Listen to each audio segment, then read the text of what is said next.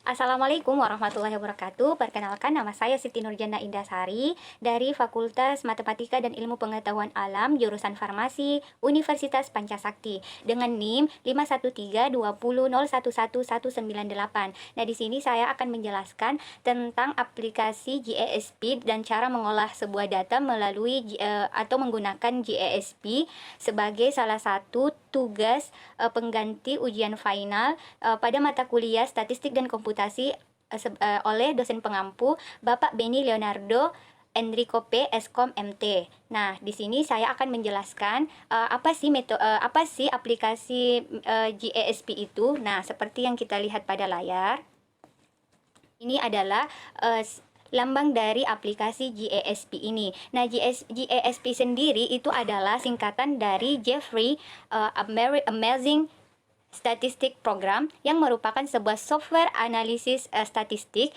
yang dia aplikasinya ini open source. Open source itu artinya gratis dan free untuk di-download, yang dibuat oleh Department of Psychological Method, University of Amsterdam, Belanda. Nah, teman-teman, kelebihan dari aplikasi GESP ini, selain dia itu open source, artinya free, gratis ya, dia ini mudah digunakan. Kemudian tampilannya simple dengan output standar yang sudah APA, di mana standar APA itu adalah Standard American Psychological Association. Nah, dia ini juga menyajikan menu yang menu analisis yang lengkap untuk penelitian. Nah, jadi bisa digunakan salah satu untuk penelitian yang menggunakan statistik. Untuk memudahkan kita bisa menggunakan aplikasi ini. Nah, oke, baik.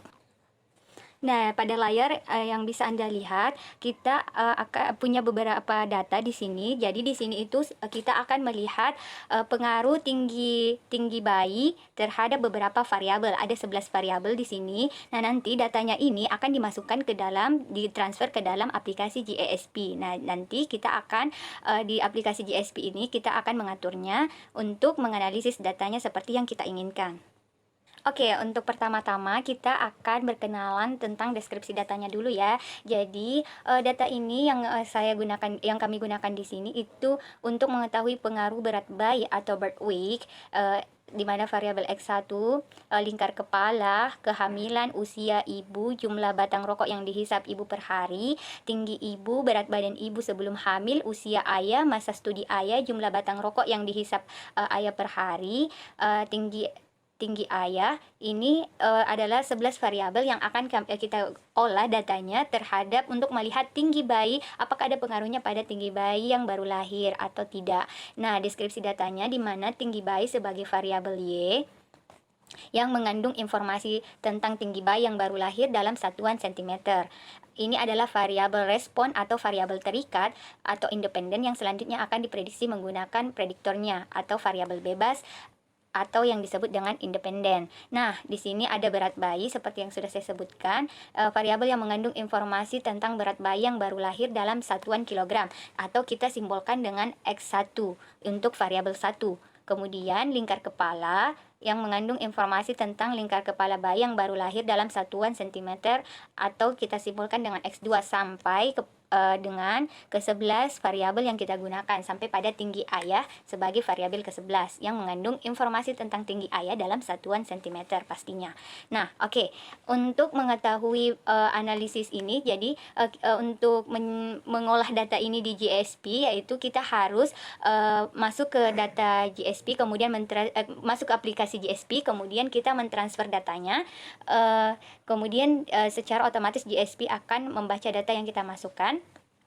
Kemudian pada GESP kita akan mengatur beberapa settingan untuk mengolah data ini, yaitu di mana kita menempatkan tadi tinggi bayi atau seperti yang kita lihat di layar, tinggi bayi ini sebagai variabel Y. Kemudian yang lainnya itu adalah variabel yang independennya. Kemudian kita harus ke regression coefficient, kemudian kita mencentang estimates, kemudian kita harus centang model fit, kemudian collinearity diagnostic kita centang, kemudian kita ke bagian residual ke bagian residualsnya. Kemudian kita centang di bagian residual itu Durbin-Watson. Kemudian kita ke bagian plot, di mana plot itu di bagian residual plotsnya kita centang residual vs predicted, and then di quickie plot kita centang standardized residuals. Kemudian di analisis ini kan seperti yang kita ketahui bahwa analisis regresi itu terbagi menjadi dua. Ada regresi linear berganda itu terbagi menjadi dua, regresi linear sederhana dan regresi linear berganda.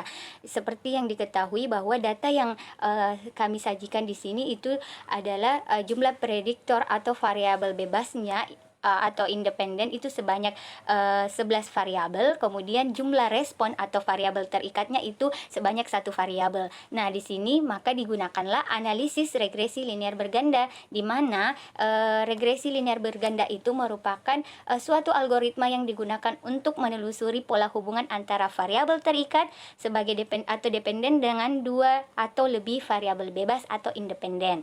Ini menurut Uyanik dan Guler tahun 2013.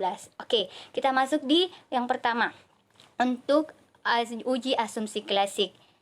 Yaitu di sini terdiri untuk uji ini itu terdiri dari beberapa uji. Yang pertama ada uji normalitas, yang kedua ada uji multikolineritas, uji heteroskedasitas, dan uji autokorelasi.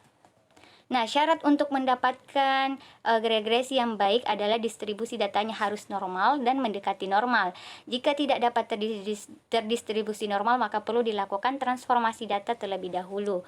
Kemudian di sini baik, kita akan masuk di uji normalitas. Ketika tadi datanya sudah dimasukkan ke dalam GSP, otomatis GSP akan mengolah datanya secara langsung dan muncullah hasil yang kita dapatkan di GSP. Kemudian kita lihat, kita baca bagaimana uji normalitas, uji lainnya yang telah kita atur tadi. Kemudian di sini kita lihat ya, uji normalitas itu dengan grafik quickie plot, yaitu data dikatakan normal apabila data menyebar di sekitar garis diagonal, dan sebaliknya dikatakan tidak terdistribusi normal jika data menyebar jauh dari data garis yang tidak mengikuti garis diagonal. Oke, kita lihat hasilnya yang sudah saya pindahkan dari aplikasi. Kita lihat ya. Nah, ini dia. Jadi tadi dikatakan bahwa jika regresinya terdistribusi normal, berarti dia itu menyebar di sekitar garis diagonal. Maka bisa dilihat dari data yang kita dapatkan, ini adalah garis diagonalnya, dan ini datanya terdistribusi normal ya, karena dia mendekati atau terdistribusi secara merata di garis diagonal. Nah, dengan demikian syarat kenormalan sebagai pengujian saya menggunakan regresi ini terpenuhi. Oke, lanjut ke uji multikolineritas. Uji multikolineritas kita lihat ini adalah adanya hubungan atau korelasi yang kuat antara variabel bebas dengan dalam model regresi.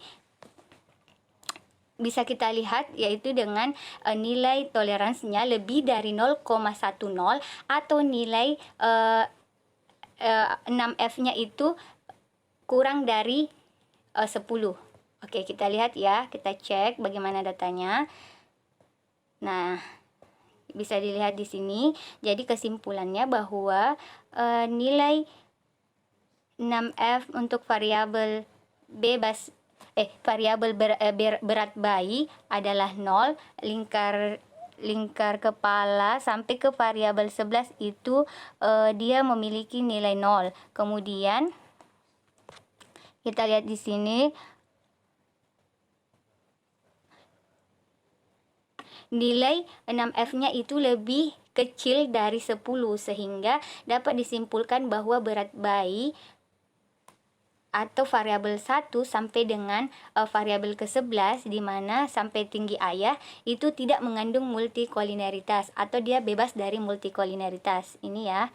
Jadi semuanya 0, kemudian 6F-nya itu kurang dari 10. maka bisa dikatakan bahwa atau disimpulkan bahwa data kita itu dia bebas dari multikolineritas. Seperti itu. Yang ketiga, uji heteroskodisitas. Nah, salah satu asumsi yang dipenuhi agar model uji heteroskodisitas ini yaitu dengan kita melihat apabila data dalam grafik menyebar dan tidak membentuk pola, maka data diasumsikan tidak mengandung gejala heteroskodisitas. Oke, kita lihat grafiknya ini. Seperti yang kita lihat bagaimana? Jadi grafiknya itu dia tidak mengandung pola ya, tidak membentuk pola. Jadi berdasarkan gambar bisa kita simpulkan bahwa data menyebar dan tidak membentuk pola, sehingga dapat disimpulkan bahwa data ini tidak mengandung gejala heteroskodisitas. Oke, lanjut. Yang keempat ya. Uji autokorelasi ini bertujuan untuk menguji apakah dalam model regresi linear terdapat korelasi atau hubungan antara residu atau error atau galat periode T dengan residu atau error galat periode T minus 1 atau sebelumnya. Nah, kriteria pengambilan keputusannya, jika nilai p-value lebih besar dari 0,005, maka data tidak mengalami gejala autokorelasi. Sedangkan nilai yang p-value-nya kurang dari 0,05, maka data mengalami gejala autokorelasi. Oke, kita lihat dengan kita tadi sudah mengatur uji Durbin-Watson pada aplikasi GSP dan terbaca seperti ini. Nah, kita lihat nilai p-value. Ini ya, nilai p-value-nya. Ini dia teman-teman, nilai p-value-nya bisa dilihat. Di dalam data ini ada 0,449 dan 0,426. Berdasarkan tabel ini, maka terlihat nilai p-value-nya itu lebih besar dari 0,05, sehingga dapat disimpulkan bahwa data kita tidak mengalami gejala autokorelasi, karena seperti yang dikatakan bahwa kalau p-value-nya itu lebih dari 0,05, maka dia tidak mengalami gejala autokorelasi, sedangkan yang kurang dari 0,05 maka datanya itu mengalami gejala autokorelasi. Tapi untuk data kita yang sudah kita olah ini, dia itu lebih dari ini ya, 0,449 dengan 0,05, itu berarti dia lebih dari 0,05. Sehingga dikatakan dia mengalami gejala autokorelasi. Oke, lanjut. Kemudian kita lihat untuk model regresi linear bergandanya.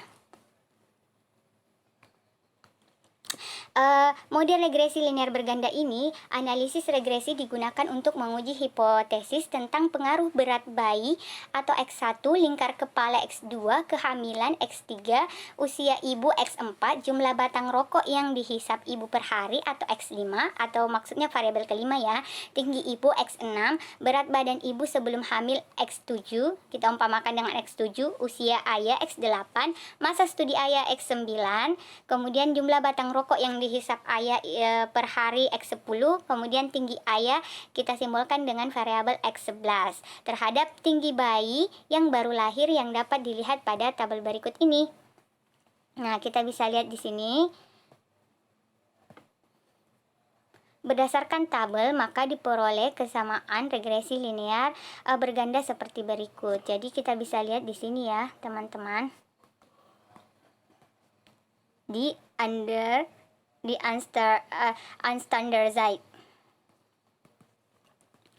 di mana Y 0,194 ditambah 1,168 ditambah 0,151 tambah 0,509 kemudian ditambah 0,060, kemudian dikurang di sini ya, dikurang 0,002 ditambah 0,136 dikurang lagi 0,028 dikurang lagi 0,020 dikurang lagi 0,010 tambah 0,016 tambah 0,003. Itu dimana kita dapatkan dari sini ya, ini dia, ini ke bawah. Oke, lanjut teman-teman. Persamaan regresi di atas diperoleh dari nilai konstanta sebesar 0,194, variabel berat bayi sebesar 1,168 kg sampai dengan pada pada tinggi ayah 0,03 cm. Itu jadi ini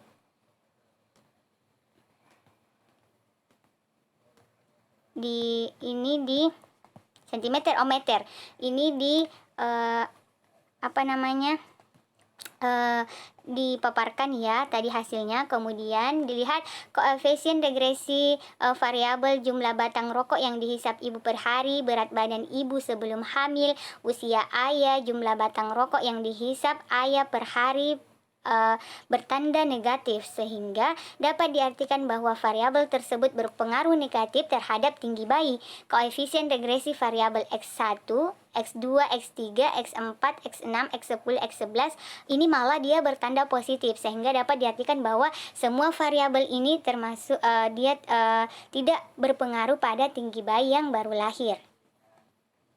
Kemudian kita lakukan pembuktian hipotesa kita. Hipotesis kita menggunakan uji F, ada namanya uji F, kemudian ada uji T,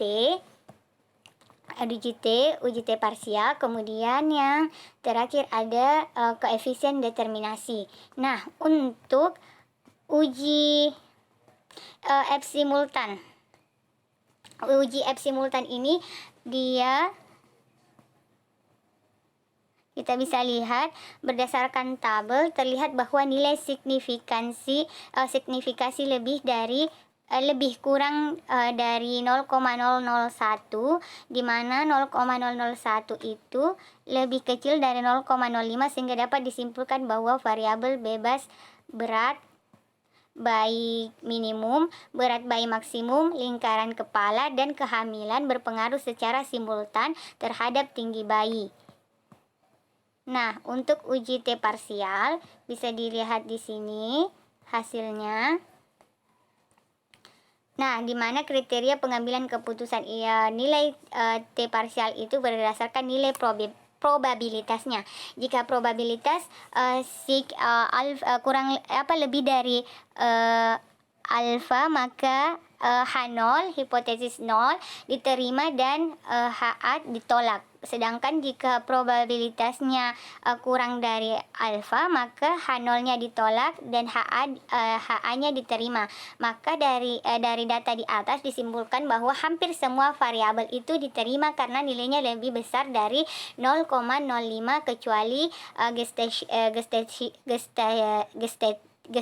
gestation yang ditolak karena nilainya lebih kecil dari 0,05. Ditolak yang berarti secara parsial variabel tersebut berpengaruh signifikan terhadap tinggi bayi. Kemudian ini adalah koefisien determinasinya atau R2-nya. Yang ini ya. Nah, ini menunjukkan bahwa dari nilai R-square adalah 0,677. Hal ini dia menunjukkan bahwa sebesar 67,7% tinggi badan itu dipengaruhi oleh variasi 11 variabel independen, yaitu berat bayi, lingkar kepala, kehamilan, usia ibu, jumlah batang rokok yang dihisap ibu tiap hari, tinggi ibu, berat badan ibu sebelum hamil, usia ayah, masa studi ayah, jumlah batang rokok yang dihisap ayah setiap hari, tinggi ayah, sedangkan sisanya sebesar 32,3% itu dipengaruhi oleh variabel-variabel yang tidak diteliti dalam kasus ini. Seperti itu. Jadi itulah penjelasan dari saya. Kurang dan lebihnya mohon dimaafkan. Saya ucapkan terima kasih. Assalamualaikum warahmatullahi wabarakatuh.